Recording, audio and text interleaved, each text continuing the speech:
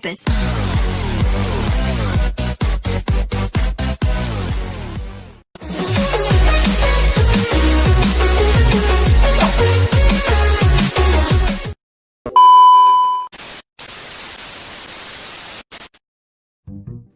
Oh, yo website Guys, kembali lagi bersama kami Nabila dan Saskia.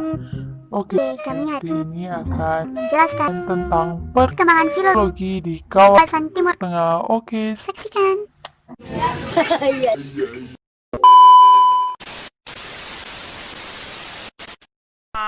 Para Kipokan, gimana perkembangan pengembangan ilmu filologi itu itu di Timur Tengah? Yuk, Dengarkan dialog kami. check it down.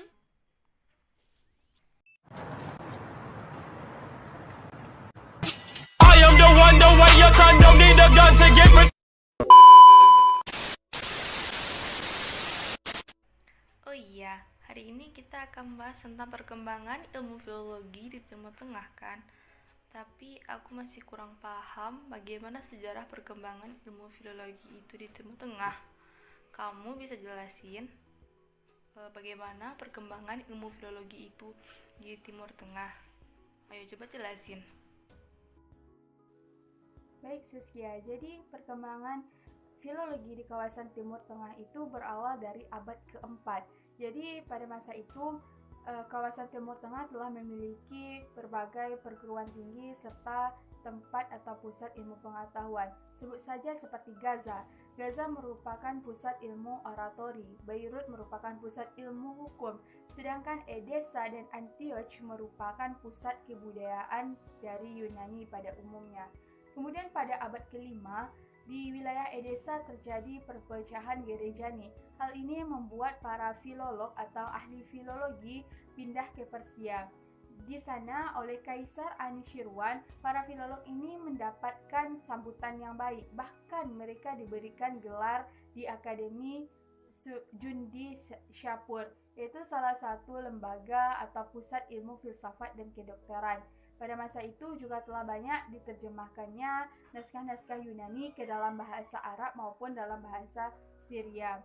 Di sebuah kota yang bernama Hara yang terdapat di Mesopotamia, dulunya pernah menjadi pusat dari naskah Yunani. Di sana hiduplah penduduk atau warga dari suku Sabean. Suku Sabean ini merupakan suku yang tergolong tua. Penduduk suku Sabean ini adalah orang-orang yang sangat pandai dalam berbahasa Arab. Jadi pada masa itu telah diterjemahkannya tulisan dari Plato, Ptolemaeus, dan Galen ke dalam bahasa Arab maupun Syria. Kemudian dilanjutkan pada masa dinasti Abbasiyah, lebih tepatnya pada masa kekhalifahan Mansur pada tahun 754 sampai dengan 755, kemudian dilanjutkan lagi pada Harun ar-Rasyid pada tahun 786 sampai dengan 809, kemudian yang terakhir pada masa kekhalifahan Al-Ma'mun, yaitu pada tahun 809 sampai dengan 833. Namun yang paling berkembangnya itu pada masa Al-Ma'mun, karena Al-Ma'mun ini mengumpulkan para ilmuwan-ilmuwan untuk agar mereka mempelajari ilmu geometri, ilmu astronomi, teknik, bahkan musik. Kemudian Al-Ma'mun juga mendirikan Bait al-Hikmah atau lembaga kebijaksanaan. Jadi lembaga ini adalah lembaga yang diperuntukkan untuk ilmuwan yang telah disertai dengan perpustakaan serta observatorium. Seperti itu, Sas. Tapi aku juga bingung sih. Kira-kira siapa ya penerjemah yang paling terkenal, yang paling handal pada masa perkembangan filologi di Timur Tengah? Apakah kamu mengetahuinya, Ses? Nah, oke, akan aku jelaskan. Nah, pada masa itu terdapat 3 penerjemah beragama Nasrani yang terkenal, yaitu Kusta bin Luqa, Hunain bin Ishaq, dan Huwaishi. Hunain merupakan orang yang paling luas ilmu pengetahuannya karena ia lahir di lingkungan multilingual yang membuatnya mahir berbahasa Arab, bahasa Yunani, dan bahasa Persia. Itulah sebabnya sejak berusia 7 tahun ia sudah menjadi penerjemah.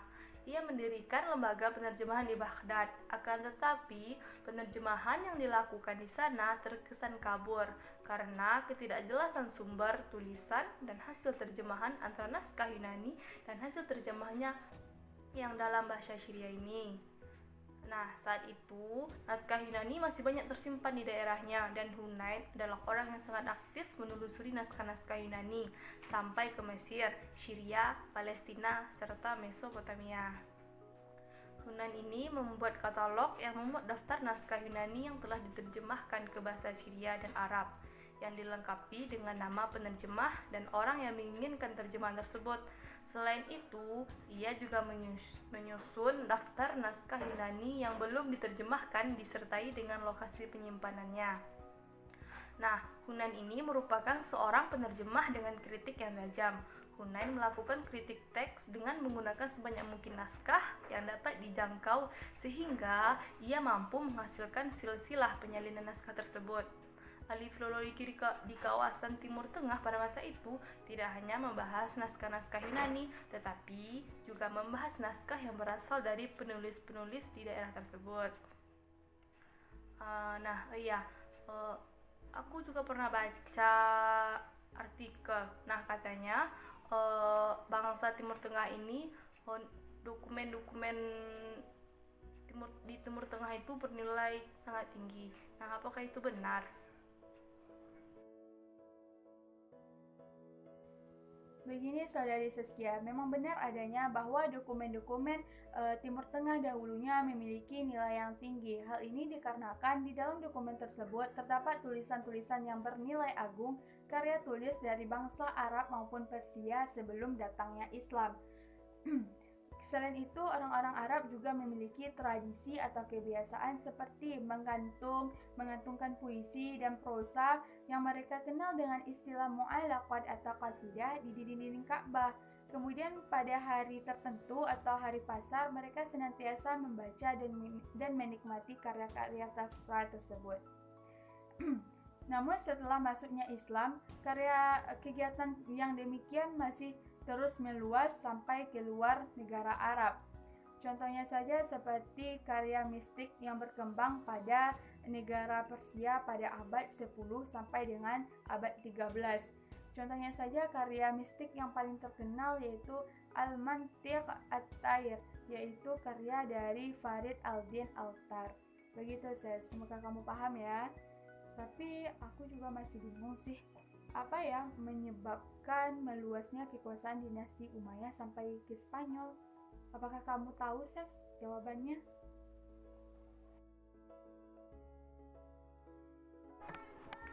Nah, jadi yang menyebabkan meluasnya kekuasaan dinasti Umayyah ke Spanyol dan Andalusia pada abad ke-8 sampai dengan abad ke-15 membuka dimensi baru bagi telaah karya tulis dari kawasan Timur Tengah yang masuk ke Eropa daratan pada waktu itu.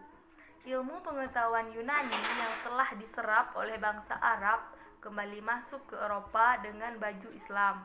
Banyak karya sastra Arab dan Persia dikenal di Eropa dalam periode kekuasaan dinasti Umayyah di Eropa. Naskah-naskah itu dikaji di pusat ilmu dan penelitian di negara-negara Eropa. Contohnya tulisan Al-Ghazali, Ibnu Arabi, Al-Farabi, dan Ibnu Sina, dan lain-lain merupakan bahan kuliah dan penelitian yang menarik. Orientalis yang dikenal pada waktu itu adalah Albertus Magnus, ahli filsafat Aristoteles, menulis tulisan-tulisan Al-Farabi, Ibnu Sina, dan Al-Ghazali. Dia mengajar di Persia pada abad ke-12. Pada abad ke-13, Roger Bacon dan Raymond Lull belajar bahasa dan Persi untuk mempelajari filsafat Yunani. Demikian pula Paul Clement telah memerintahkan supaya bahasa Arab, Ibrani, dan bahasa Chaldea diajarkan di universitas di Rome, Bourgogne, Paris, dan Oxford sebagai alat mempelajari naskah ilmu pengetahuan yang ditulis dalam bahasa tersebut. Nah, dan pada abad ke-13 di pusat studi Montpellier dilakukan penerjemahan karya tulis Ibnu Rusdi dan Ibnu Sina ke dalam bahasa Latin.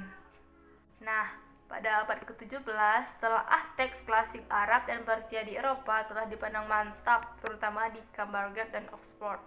Pada akhir abad ke-18 di Paris didirikan pusat studi kebudayaan ketimuran bernama École en Langues Orientales Vivantes oleh Sylvester de Sassy. Di tempat itu banyak dipelajari naskah-naskah dari Timur Tengah oleh para ahli dari kawasan Eropa. Serta dari tempat itu lahirlah ahli orientalis Eropa terkemuka dan terbitlah karangan-karangan bermutu mengenai karya tulis penulis kawasan Timur Tengah. Di antara mereka adalah Etienne Quatermain. Nah, begitulah cara masuk atau meluasnya dinasti Umayyah ini ke Spanyol atau Andalusia.